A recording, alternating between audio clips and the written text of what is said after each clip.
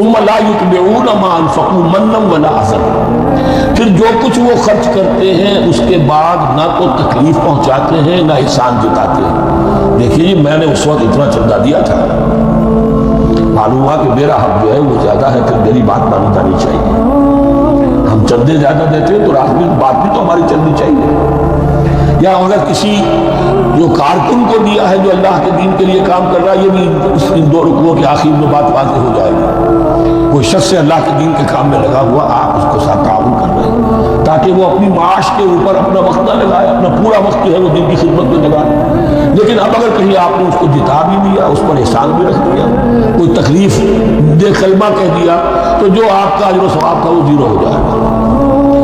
الذین ينفقون اموالهم فی سبیل اللہ ثم لا یتبعون ما انفقوا منا ولا اذى، جو انفاق کرتے ہیں اس کے بعد اس کے پیچھے نہ تو جتلاتے ہیں نہ کوئی اور تکلیف پہنچاتے ہیں۔ لہم اجرہم عند ربہم ولا خوف علیہم ولا هم یحزنون، ان کا اجر ان کے رب کے پاس محفوظ ہے اور ان کے لیے مغفرت ہے۔ ولا خوف علیہم ولا هم یحزنون، ان کے اوپر نہ کوئی خوف ہوگا اور نہ کوئی ان کو حزن سے دوچار ہوں گے۔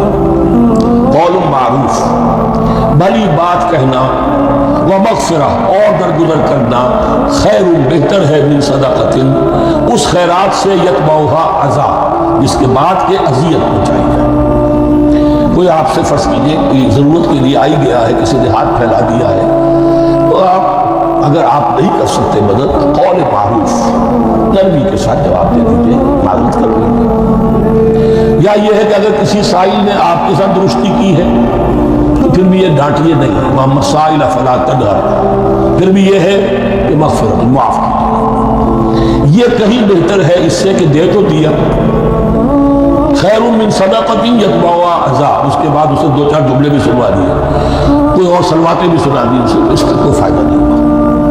واللہ غنی حلیم، اللہ تعالیٰ غنی ہے اور حلیم ہے۔ یہ کیوں کہا گیا کہ تم اگر کسی کو دے رہے ہو تو اصل میں اللہ کو دے رہے ہو۔ ایک حدیث میں آتا ہے کہ اللہ تعالیٰ اپنے بندے سے شکایت کرے گا، اے میرے بندے تیرے پاس مال تھا، میں نے تجھ سے مال طلب کیا تھا، میں بھوکا تھا، میں نے تجھ سے روٹی مانگی، تم نے مجھے کھلایا نہیں۔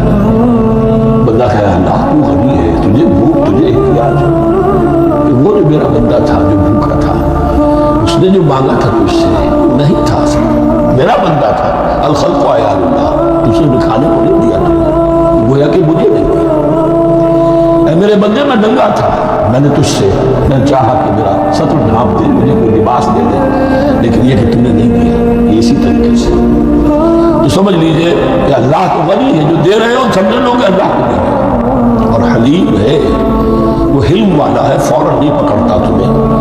تم جو بھی کرتے ہو، جو دل سے اتری ہوئی شے وہ اللہ کے نام پہ دے دو، جو ردی چیزیں وہ اللہ کے نام پہ دے دو۔ اللہ تعالیٰ کی غیرت جو ہے اسی وقت اگر جوش میں آ جائے اور تمہیں پیس کے سرما کر دے تو وہ کر سکتا ہے، لیکن نہیں، حلیم ہے، وہ دیکھتا ہے میری توہین کر رہا ہے، مجھے دے رہا ہے اور یہ دے رہا ہے۔